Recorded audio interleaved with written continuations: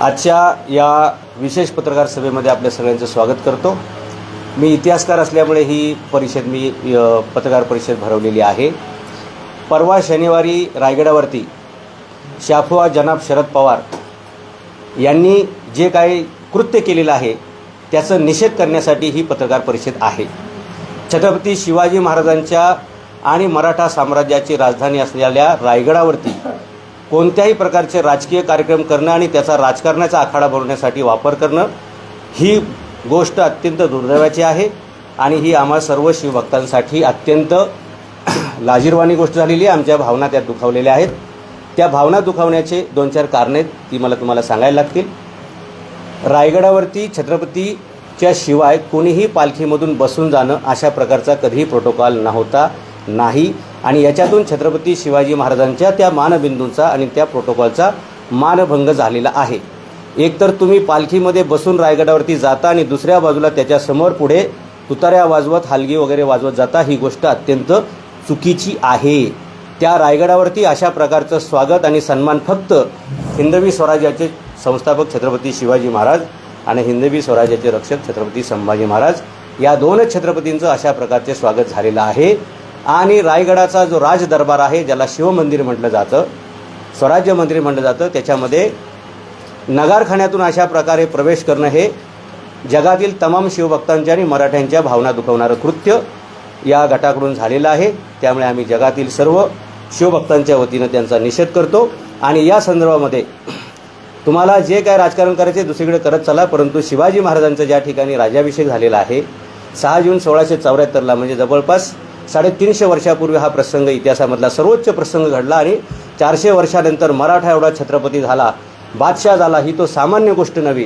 हा जेवढा मोठा इतिहास त्या ठिकाणी घडला, त्या ठिकाणी त्या पवित्र ठिकाणी त्रिशतकोत्तर सुवर्ण महोत्सवी वर्षामध्ये अशा प्रकारचं आत्मघातकी कृत्य किंवा निंदनीय कृत्य करणं हे जगातील शिवभक्तांच्या भावना दुखवणार आहे, नंबर 1। दुसरी गोष्ट, छत्रपती शिवाजी महाराजांचा राज्याभिषेक किंवा शिवजयंती पुण्यतिथी किंवा शिवाजी महाराजांशी संबंधित काय कार्यक्रम असेल त्याचवेळी त्या बेगडंबरीत तिथं वर चढण्याचा अधिकार असतोय किंवा शिवभक्तांना तेवढी ती सवलत आहे किंवा त्यांच्या त्या आदरापोटी ते एवढं करू शकतात, हार घालण्यासाठी वगैरे वर चढू शकतात।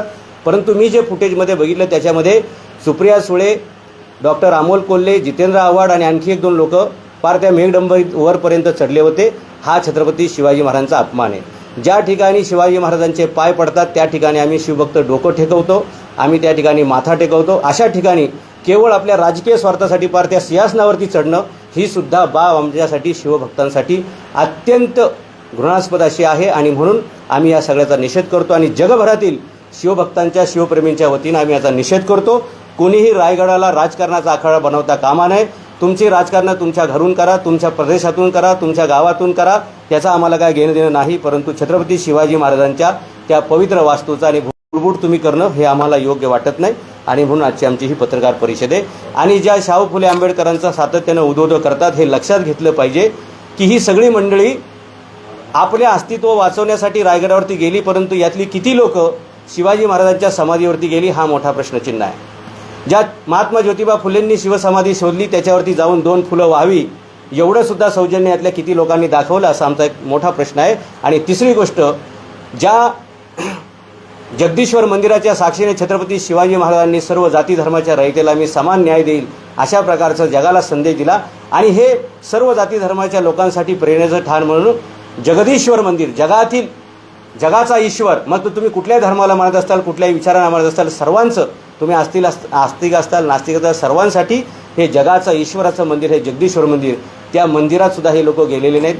असे 2 प्रश्न यातून उभे राहिले आहेत। म्हणजे तुम्ही राजकारणासाठी राजसदरेपर्यंत जाताय, परंतु तिथून एक 100 फूट असणाऱ्या जगदीश्वर मंदिरात किती लोक गेलेच नसणार आहेत बऱ्यापैकी आणि शिवसमाधीवरती किती लोक माथा टेकायला गेले। ह्यांना फक्त आपलं दुकान चालवायचं आहे आणि नाव शाहू फुले आंबेडकरांचं जरी घेत असतील तरी महात्मा फुलेंनी शोधलेली समाधी केवढं मोठं हा इतिहास आहे त्या समाधीचा आणि जगाचा एवढा मोठा राजा ज्याची समाधी आहे तिथे जायचं सौजन्य ह्या लोकांनी दाखवलेलं नाही, ही एक गोष्ट आहे। तिसरी गोष्ट की आमच्यासाठी शिवाजी महाराजांची राजसदर आणि तो पूर्ण परिसर हे एक मंदिर आहे, अशा ठिकाणी मटण खाऊन प्रवेश करणं हे सुद्धा निषिद्ध गोष्ट आहे। अशा सर्व गोष्टींमुळे आम्ही शरद पवार गटांचा, शाफुआ जनाब शरद पवार यांचा आणि त्यांच्यासोबतच्या संपूर्ण टोळक्याचा आम्ही जाहीर निषेध करतो आणि म्हणून पुढच्या शनिवारी आम्ही रायगडावरती सर्व जगातील शिवभक्तांना आवाहन करतो की आपण आपापल्या गोठ्यातील देशी गायींचं गोमूत्र 1-1 लिटर घेऊन येणे आणि आपण ज्या परिसरात राहतात तिथल्या पवित्र नद्यांचं 1-1 लिटर पाणी घेऊन येणे, जेणेकरून संपूर्ण रायगडाचं शुद्धीकरण आम्हाला करायचं आहे आणि जवळपास 1 लाख शिवभक्तांना घेऊन आम्ही पुढच्या शनिवारी रायगडाच्या शुद्धीकरणाचा हा उपक्रम हाती घेणार आहे.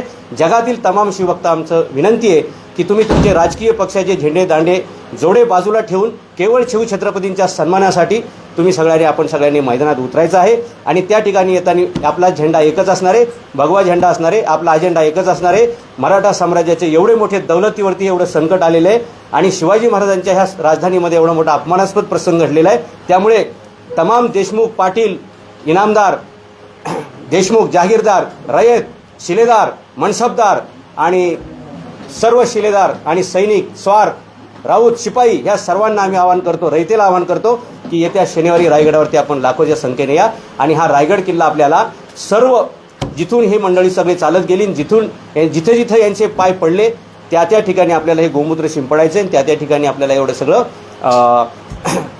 ज्या 12 मावळमधले आणि सर्व स्वराज्याच्या प्रांतातील ज्या नद्यांच्या परिसरातून, खोऱ्यातून हे स्वराज्याचे सगळे मावळे आले, शिलेदार आले आणि त्यांनी पराक्रमाचा घोडा नाचवला, घोड्यांच्या टापा आटकेपार धडकल्या, त्या सर्व मावळ्यांना विनंती करतो की त्याच नद्यांचं पाणी घेऊन आपण या रायगडावरती पोचा, कारण आपले दौलतीची अब्रू, दौलतीची प्रतिष्ठा आज धोक्यामध्ये. आणि म्हणून जात, धर्म, पक्ष, पार्टी न बघता स्वराज्याचं इमान म्हणून आणि स्वराज्याची प्रतिष्ठा म्हणून आपण येत्या शनिवारी सर्वांनी रायगडावरती धडकायचं आहे.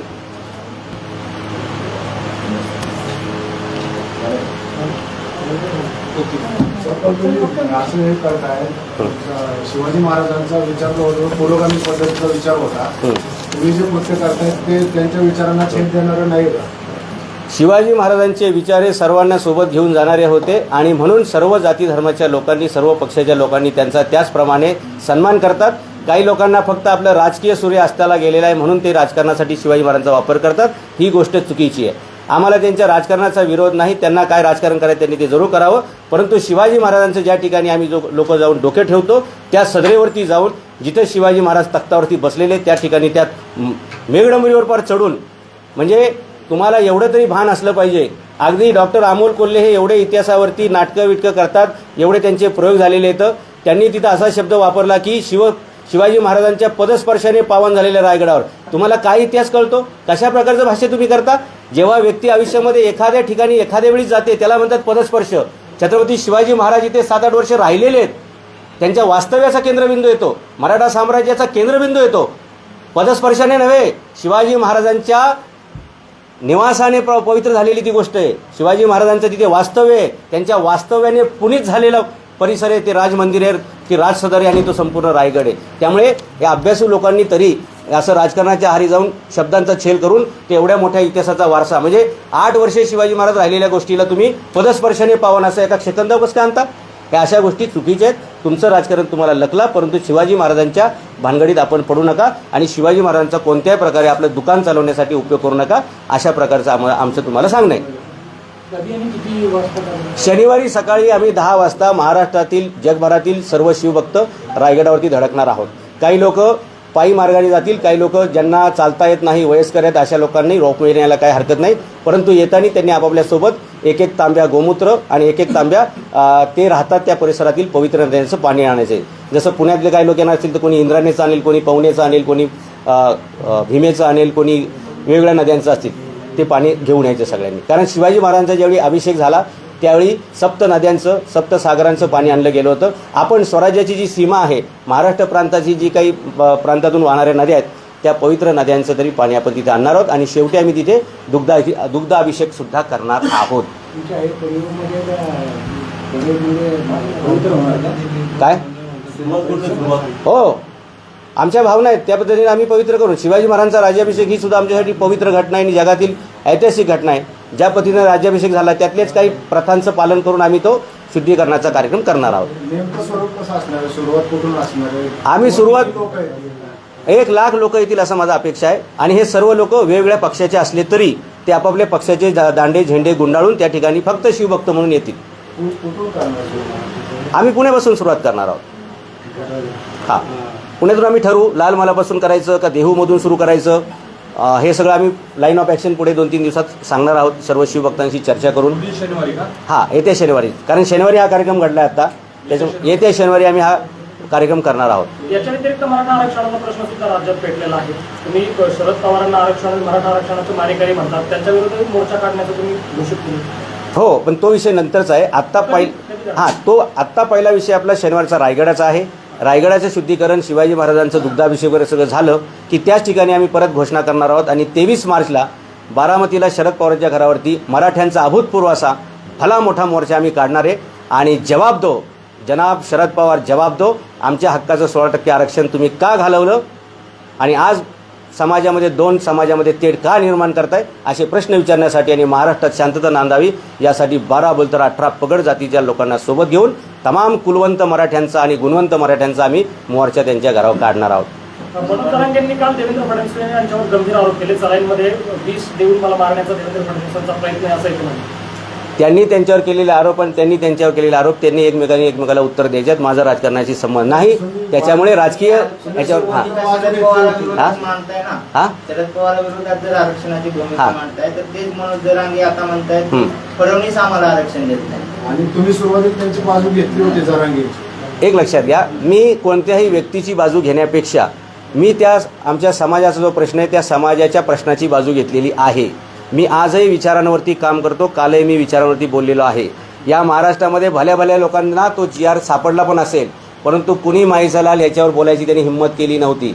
हा फक्त नामदेवराव जाधव आहे की ज्याचं DNA एवढं जिवंत आहे जाधवांचं, की त्यांनी ही हिंमत दाखवली आणि मराठ्यांचं 16% आरक्षण 23 मार्चला शरद पवारांनी घालवलं हे बोलण्याची मी हिंमत केलेली आहे. त्यामुळे जरांगेंची साथीदार म्हणतायत की जरांगेंचे बोलवते धनी हे शरद पवारांचे. एक लक्षात घ्या, ज्यावेळी मी 23 मार्च 1994चा GRचा विषय बाहेर काढला त्याच्यावरती पण मी अशीच प्रेस कॉन्फरन्स घेतल्या होत्या.